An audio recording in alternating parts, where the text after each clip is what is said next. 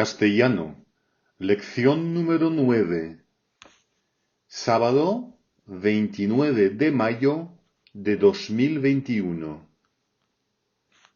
Al mercado. Vocabulario. Al mercado. ¿Qué le sirvo? ¿Qué le pongo? En fait, ce sont les deux manières de demander à un client ce qu'on peut faire pour lui. ¿Qué le sirvo? C'est que puis-je vous servir? Que puis-je vous faire pour vous? ¿Qué le pongo? Que puis-je vous mettre? Alors en fait, c'est plutôt que puis-je pour vous servir, en français.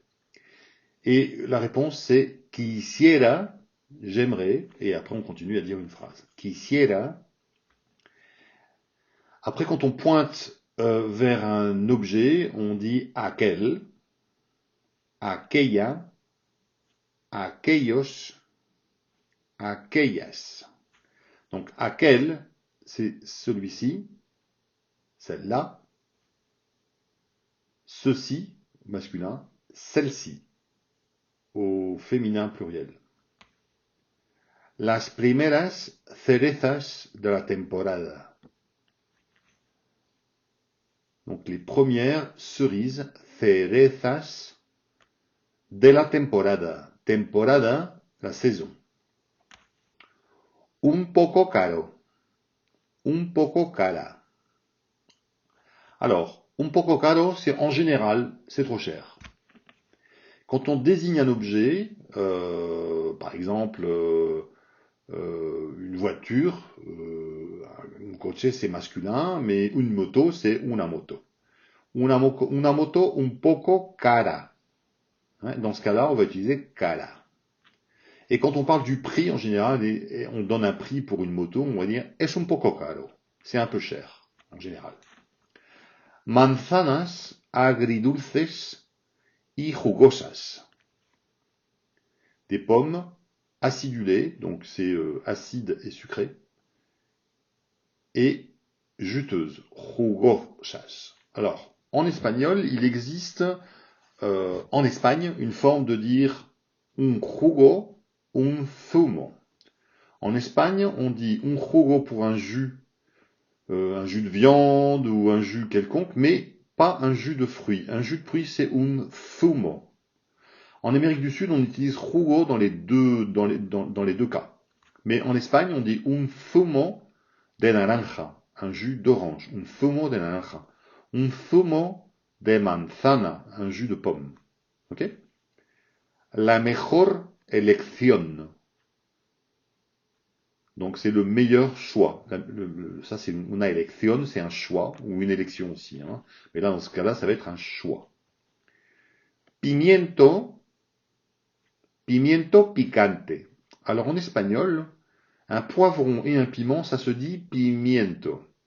Et quand on a besoin d'avoir un piment, soit on le pointe du doigt, donc la personne sait, et soit on demande un pimiento rojo picante, un piment rouge piquant, picante. Una piña madura. Piña, c'est l'ananas. Et madura, c'est mûr. Alors, mûr, en fait, c'est maduro quand c'est un masculin, madura quand c'est un féminin. Et là, on a una piña. Donc c'est una piña madura. Dentro de 2 días. La quería para hoy. Nuestra máquina está estropeada. Nuestra máquina está estropeada. Donc c'est une machine qui ne fonctionne pas, qui est cassée. Solo aceptamos efectivo. Alors on ne dit pas aceptamos, ce serait un francicisme, donc on le prononcera à la française, c'est aceptamos, il n'y a pas de C. Aceptamos efectivo. Aquí está su cambio.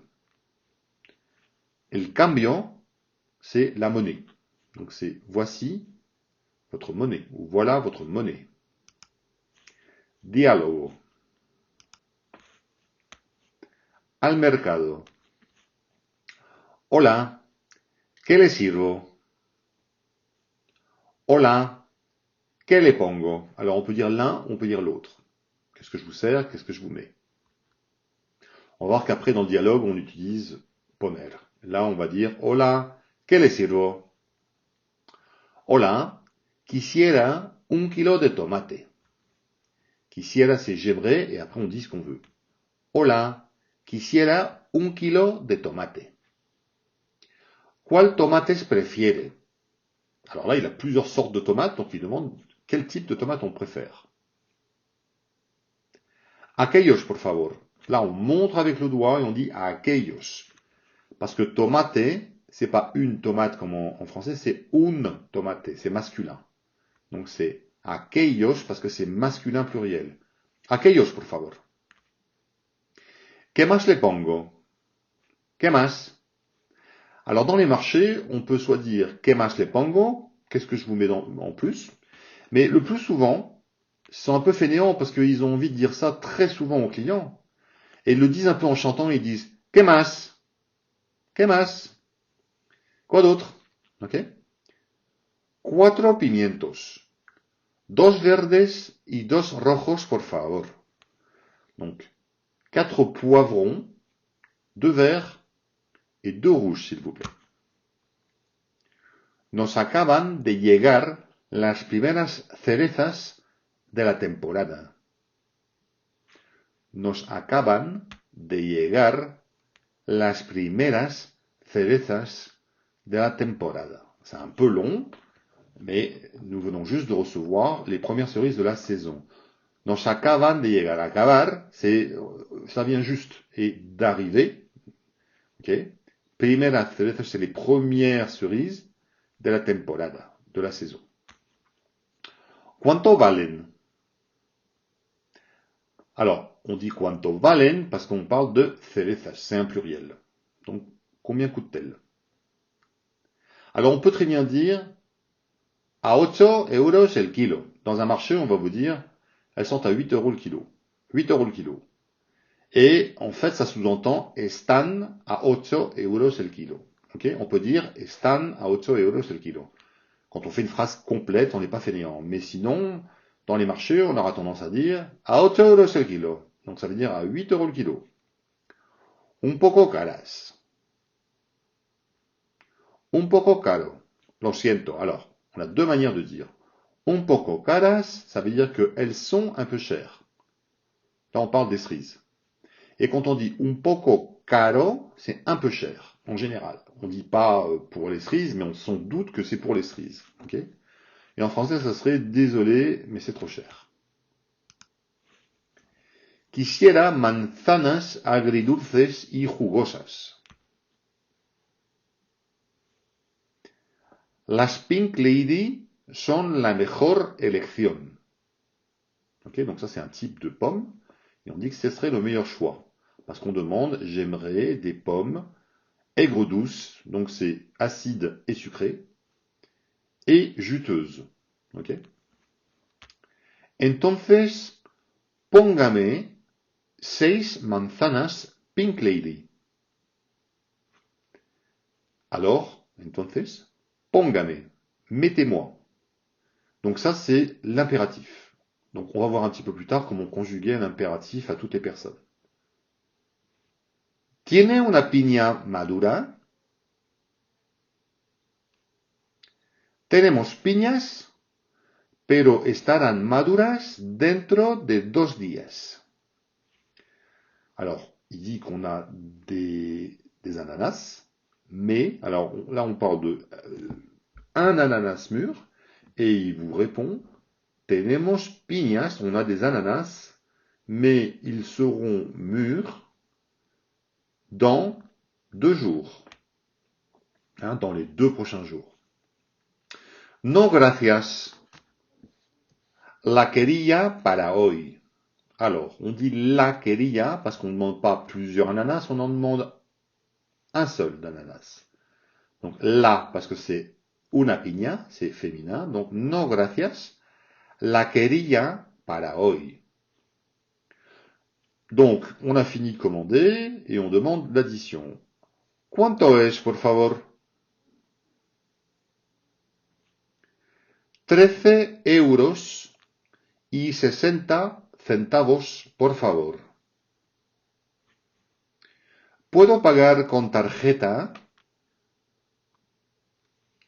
Lo siento, pero nuestra máquina está estropeada.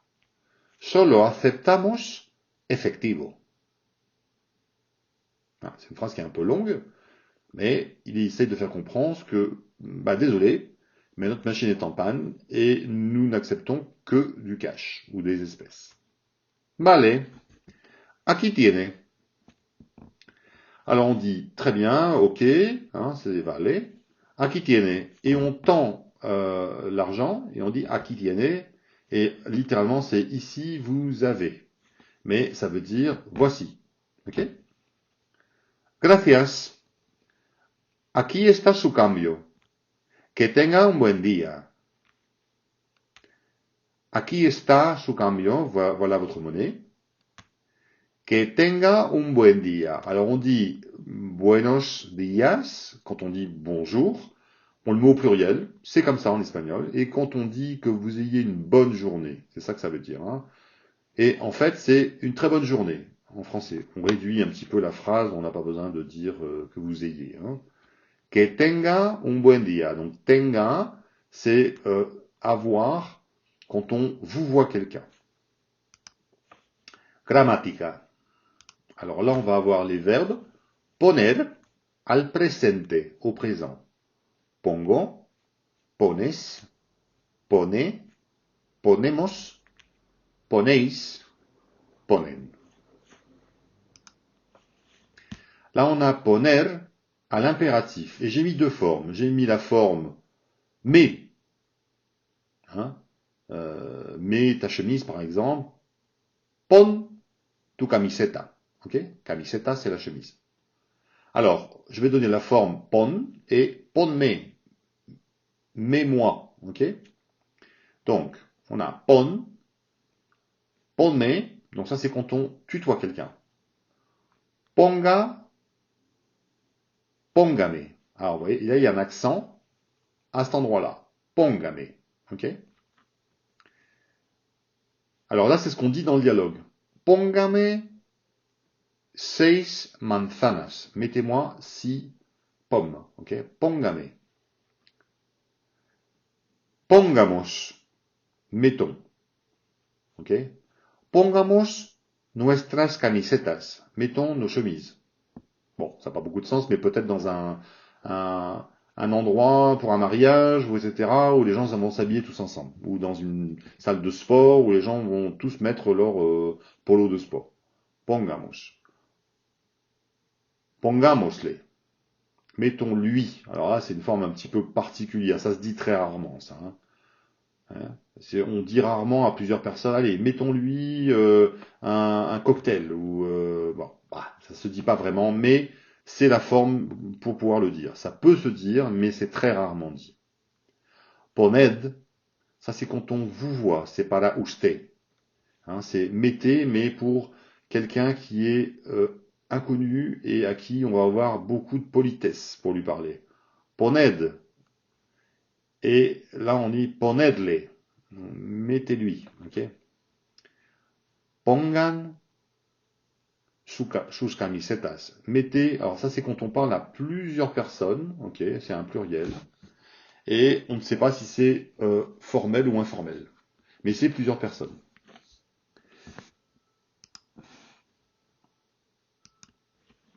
Fin de la lección número 9. Hasta la próxima semana, el sábado.